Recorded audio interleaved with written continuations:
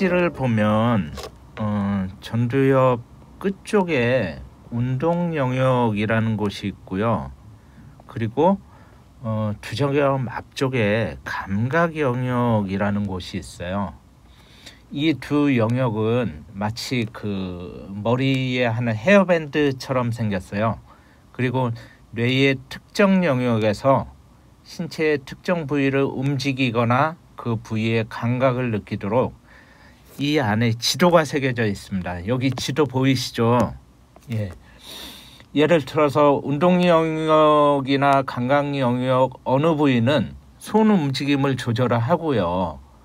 어느 부위는 입술, 어느 부위는 발, 어느 부위는 눈, 이렇게 부위별로 역할이 나눠져 있는 거예요. 여기 그림에 보면 이 부위는 혀로 움직이는 거고, 이 부위는 얼굴로 움직이는 거고, 이 부위는 손으로 움직이는 거고, 이렇게 정해져 있다는 거죠. 그래서 뇌의 이 영역을 건드리면 자기도 의도하지 않게 손이 움직여져요.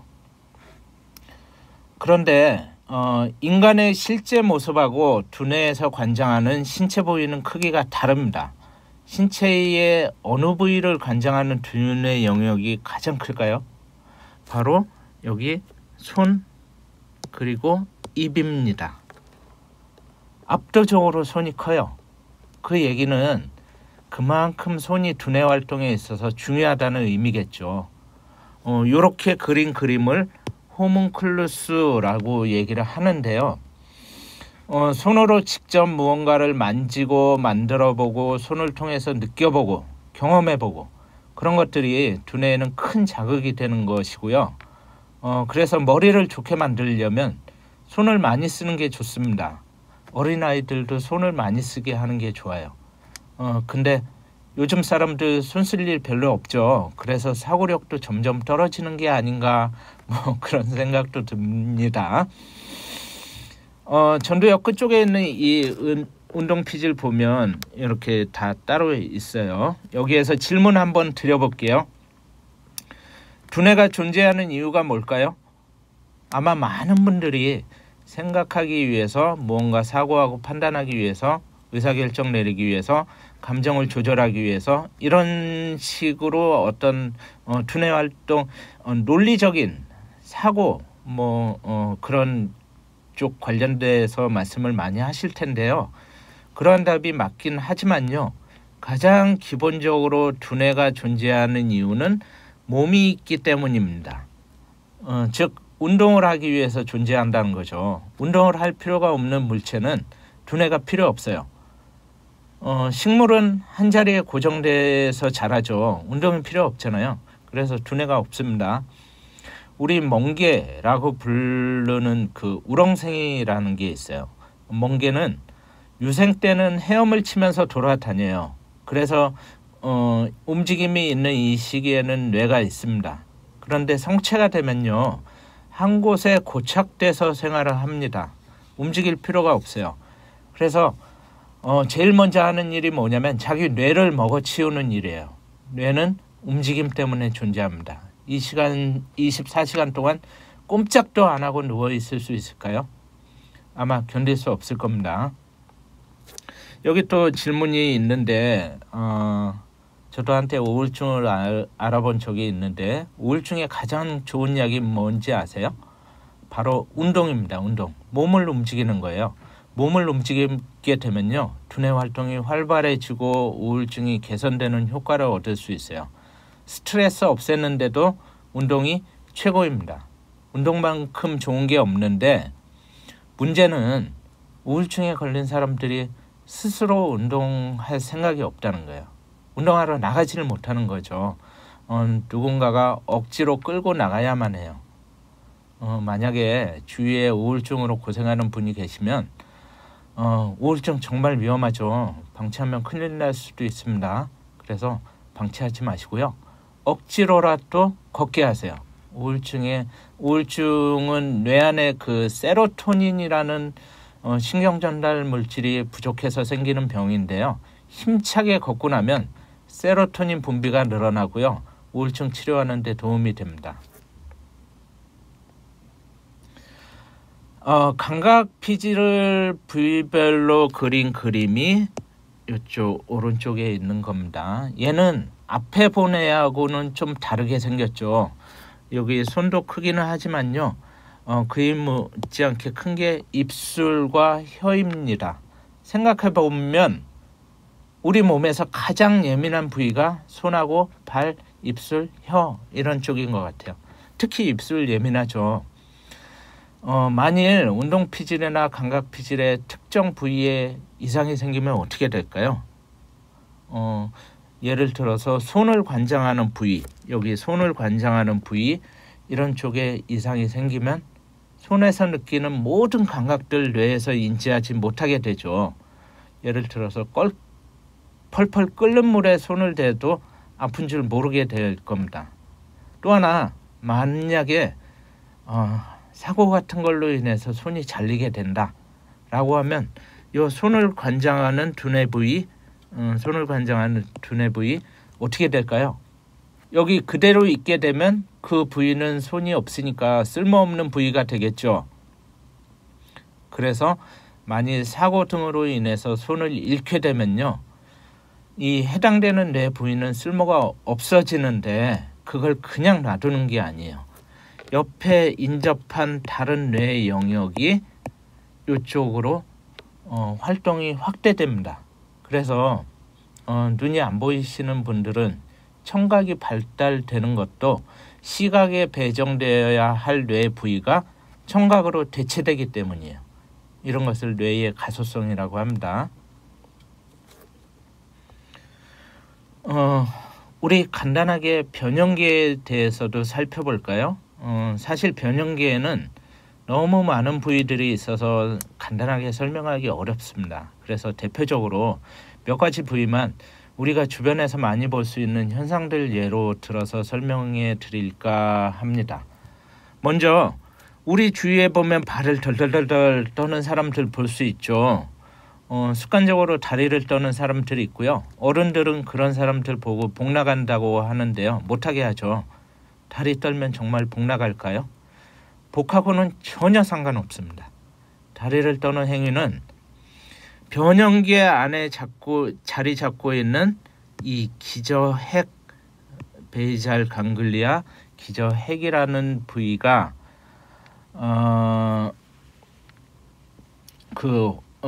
관련되어 있어요. 기저핵은 전두엽의 명령을 받아서 몸의 움직임을 조절하는 역할을 수행합니다. 손에도 마찬가지지만 일반적으로 무언가 어떤 행동을 할 때 그게 패턴화 되면요. 예를 들면 골프를 칠 때 클럽을 휘두르는 자세 같은 거 한번 정해지면 바꾸기 쉽지 않죠. 이렇게 패턴화 되면 그게 여기 기저핵이라는 부위에 딱 각인이 돼요. 그래서 기저핵은 운동 조절에 관여하는 부위인데 여기 그림에서 보는 것처럼 한 기관을 지칭하는 게 아니고요. 이런 여러 가지 부위들이 모여서 만들어진 부위예요. 자세한 내용은 아실 필요 없습니다. 그런데 이 부위에 지나치게 에너지가 많이 몰리게 되면 운동을 주체할 수 없게 되는 거예요. 다리를 덜덜 떨게 되는 거죠.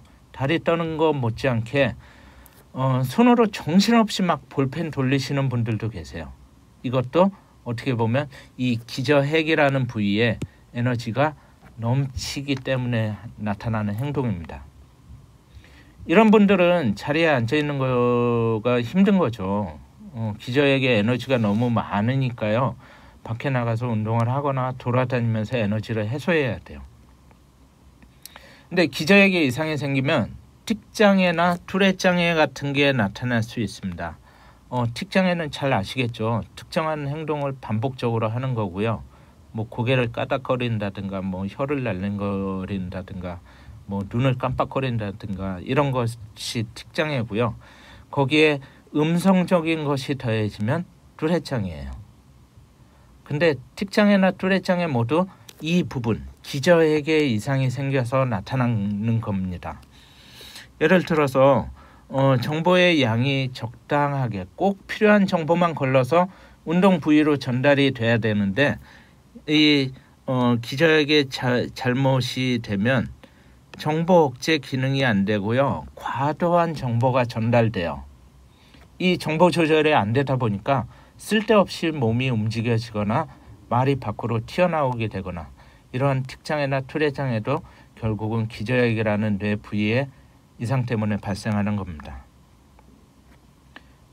권투 선수 알리가 병을 앓았죠. 그 병 이름이 파킨슨인데 덜덜덜덜 떨고 걸음도 제대로 못 걷고 그것도 기저핵하고 관련이 있어요.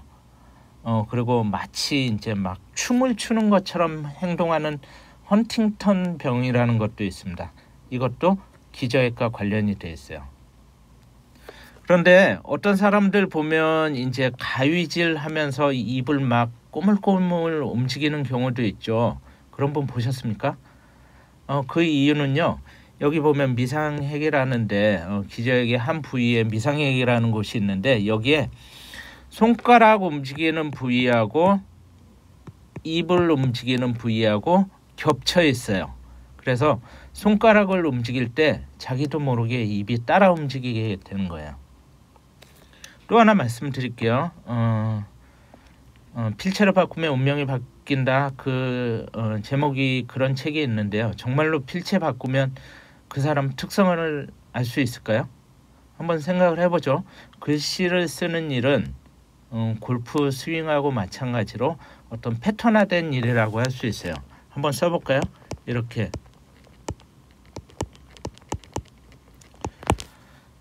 사람마다 고유의 필체가 있어서 바꾸기가 힘이 듭니다.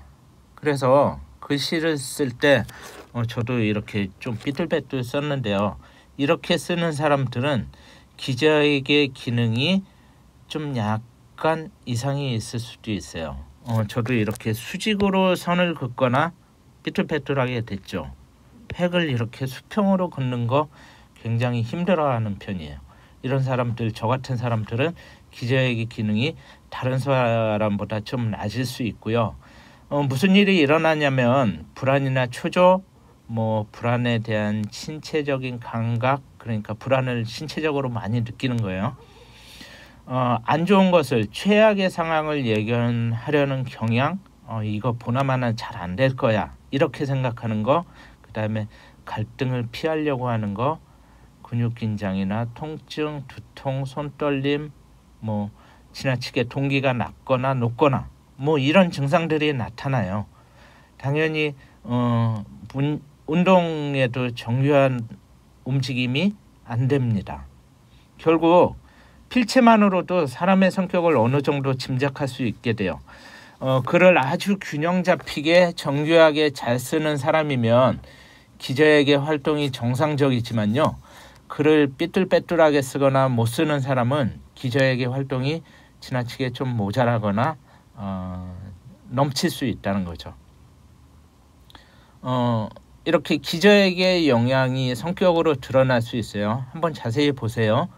무언가 불안하고 초조함을 많이 느끼거나 강박감을 느끼는 사람들은 글씨가 안정되어 있지 않을 가능성이 높아요.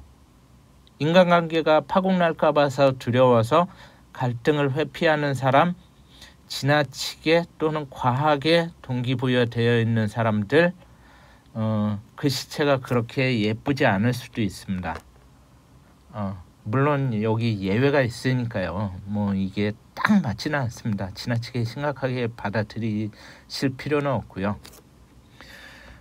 우리 살다 보면 즐겁고 행복한 순간 있죠. 이런 감정도 모두 변형계가 만들어냅니다. 그 중에 축자액이라는 부위하고 복피계, 복은 배복자예요. 그래서 배 쪽에 있는 피계라는 부위가 관련되어 있습니다. 이 부위 이름도 굳이 아실 필요는 없어요. 이런 부위가 활성화되면 사람들은 즐거운 감정을 느낄 수 있어요. 복피계 같은 경우에는 우리가 맛있는 음식 먹고 행복한 느낌 느끼잖아요. 그것처럼 일회성 쾌락을 추구하면 축자액이라고 하는 것은 열심히 공부해서 좋은 성적을 얻고 장학금을 받고 이런 어떤 보상과 관련된 것, 이 부위가 관련이 되는 것입니다. 그래서 우리는 이 두 부위를 합쳐서 쾌락중추 또는 보상 중추 이런 얘기를 합니다. 아마 뭐 심리학 책이나 이런 거 읽어보시면 한 번쯤 들어보셨을 거예요. 우리 속담에 사촌이 땅을 사면 배가 아프다는 말이 있죠. 누군가 잘 되면 시기하고 질투 때문에 고통을 느끼는 게 인간의 기본적인 심리입니다.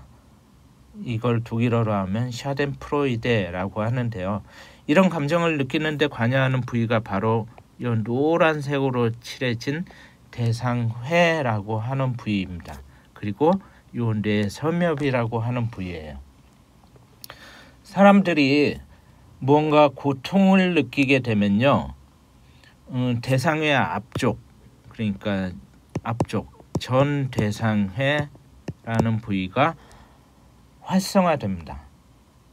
누군가 잘 되는 모습을 볼 때 뇌를 촬영해 보면 이 부위가 활성화된다는 거예요. 그러면 고통을 느낀다는 거죠. 이게 일반적인 사람들이에요. 자기가 못해서 그렇거나 자기가 아주 못돼 먹어서 그렇거나 속이 밴댕이 같아서 그런 게 아니고요. 기본적으로 남이 잘 되는 거 보면 고통 중추가 활성화된다는 거예요. 좀 질투하고 시기하는 게 인간의 본능이라는 거죠. 반대로 누군가 잘 나가다가 잘못되는 것을 보면요. 예를 들어서 아주 잘 나가던 가수가 음란한 동영상을 유포해서 구속되는 걸 보면 평소에 그 모습을 시기하던 사람들은 즐거워집니다.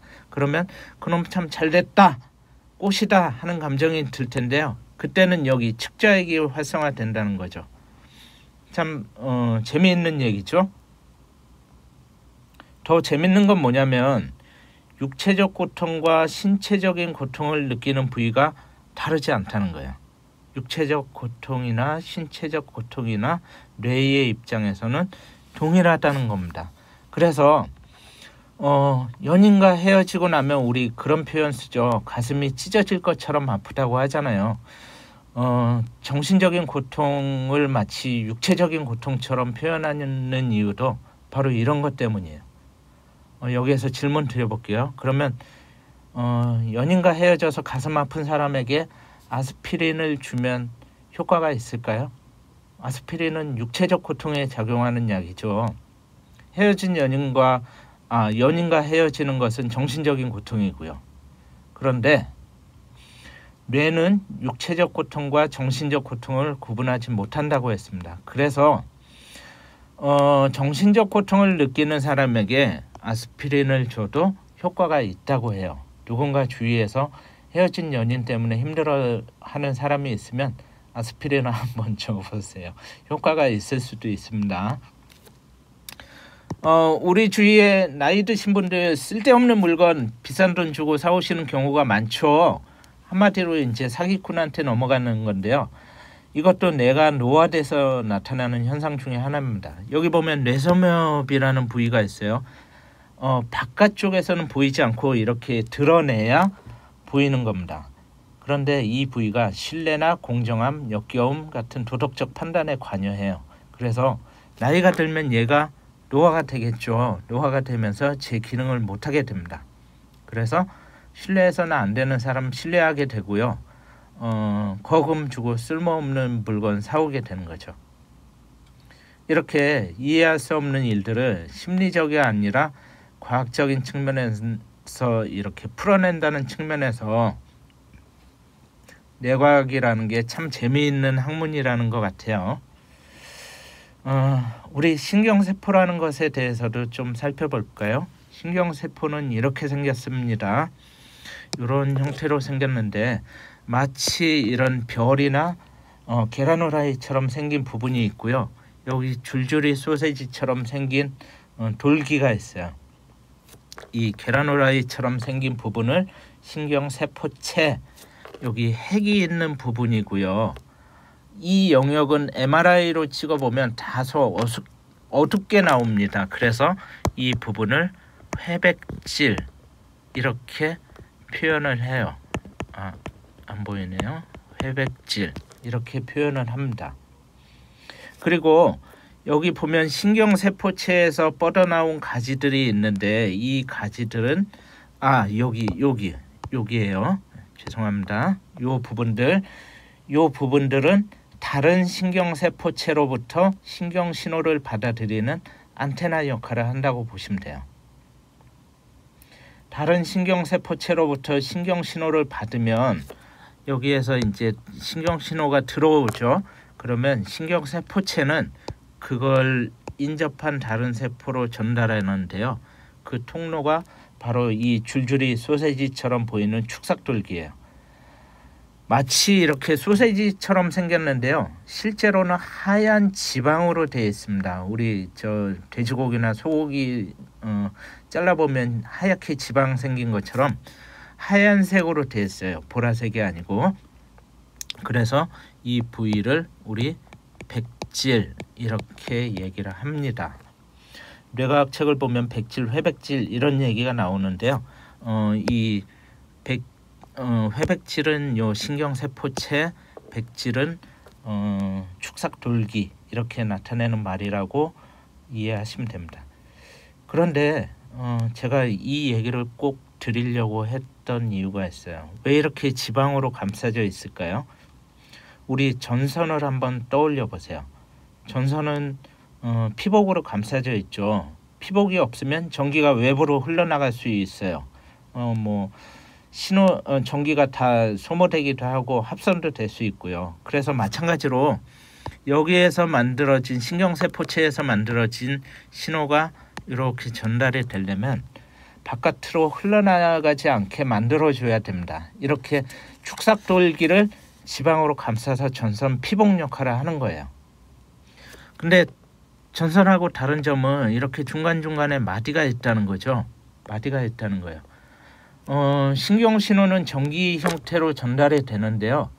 여기 지방으로 감싸진 이런 부분을 제외하고 요 마디로 이루어진 부분만 반응이 일어납니다. 그러니까 신호가 이렇게 점핑이 되는 거죠. 중간중간에. 더 이렇게 쭉 가는 것보다 훨씬 빠르게 신호를 전달할 수 있어요. 이렇게 축삭돌기를 지방으로 감싸는 것을 우리 수초화라고 하고요. 이거 자체를 지방으로 감싸진 걸 수초라고 합니다. 근데 이 수초가 손상되면 이 신호가 잘 전달 안 되겠죠. 효율이 떨어집니다. 그래서 세포가 죽을 수도 있어요.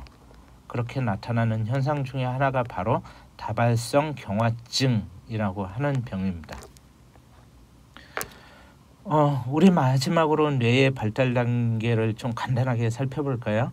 갓난아기는요, 뇌의 형성에 필요한 모든 신경세포를 가지고 태어납니다. 그러다가 3살 때까지는요, 이 신경세포의 수와 가지의 수가 폭발적으로 늘어나요. 뇌의 특징 중에 하나가 뭐냐면 필요한 세포를 많이 만들었다가 자주 쓰는 것은 남기고 자주 안 쓰는 것은 죽여버리는 거예요. 3살 때까지는 다른 세포들과 연결도 폭발적으로 늘어나고요. 그러다가 3살이 되면 필요한 것만 남기고 불필요하다고 생각되는 가지들은 다 정리를 합니다. 그런데 뇌의 입장에서 보면 필요한 거, 불필요한 거 어떻게 판단할까요? 자주 쓰는 신경회로는 어떤 습관이 되면 자주 쓰는 신경회로가 있으면 그건 필요한 거고 자주 쓰지 않아. 그러면 불필요한 거죠. 예를 들어서 만약에 어린아이들이 책 읽는 게 습관이 되면 책을 읽는 데 필요한 신경회로는 자주 쓸 거예요. 그렇지 않고 스마트폰 보는 것만 좋아한다? 그러면 책을 읽는 데 필요한 신경회로는 자주 쓰지 않게 되겠죠. 그래서 요 3살 때 만들어진 습관이 자주 쓰는 것은 남기고 자주 쓰지 않는 것을 없애버립니다. 이게 여든까지 가게 되는 거죠. 또 이 시기에 해서 되는 거, 해서 안 되는 거 이런 개념이 생겨납니다. 이를 정서적인 통제 이렇게 얘기를 하는데요. 그래서 이전까지만 해도 마음대로 할 수 있었던 게 더 이상 할 수 없게 되는 상황이 생기는 거죠. 그래서 일부러 자기가 원하는 걸 얻기 위해서 떼를 쓰게 되는 거고요. 그런 것들이 이제 미운 3살이 됩니다. 그러다가 사춘기가 되면 다시 한번 뇌에서 폭발적인 성장이 일어나요. 뇌 안에서 폭발적으로 신경 연결이 이루어지기도 하고요. 가지치기, 수초와 같은 현상이 일어납니다. 그런데 인간의 뇌 중에서 가장 늦게 발달하는 부위 중에 하나가 어디냐면 전두엽이에요. 그러니까 뇌의 뒤쪽에서 앞쪽으로 발달을 합니다. 그래서 감정적으로는 사춘기가 되면 성숙해져요. 근데 그걸 통제해야 되는 전두엽은 아직 발달이 안 돼 있는 거죠. 그러다 보니까 감정적 통제를 할 수 있는 수단이 없어지게 되고요. 격정적으로 행동하게 되는 거예요. 그래서 좌충우돌을 하면서 질풍노도의 시기를 보여주는 거죠. 뇌는 20대 중반 혹은 후반까지 성장을 하게 되는데 이때가 되면 이제 비로소 전두엽이 성장을 하게 되고요. 정점을 찍고 나면 그 다음에 이제 다시 내리막길로 들어서서 노화가 시작됩니다. 학자들에 따르면 매년 한 10년마다 뇌세포 2% 정도가 사멸된다고 하는데요. 앞에 말씀드린 수초가 손상이 일어나거나 그래서 신경회로 연결이 끊어지고 고립된 세포가 생겨서 세포가 줄어들고 이렇게 되면 무슨 일이 일어나냐면 새로운 거 받아들이기 어려워져요. 그죠? 새로운 거 받아들인다는 것은 신경세포가 연결되는 건데 세포가 줄어들게 되니까 그게 줄어들고요. 그리고 어떤 하나의 일에서 다른 일로 변화하는 게 빨리빨리 이루어지지 않습니다. 반면에 행복함을 느끼는 호르몬은 증가가 늘어나요. 변화에 대해서는 둔해지고 일상에서의 행복감은 높아지고 그러니까 사람들이 나이 들면 보수적으로 변하게 되는 거죠. 자, 이렇게 해서 우리 첫 시간 마쳤습니다.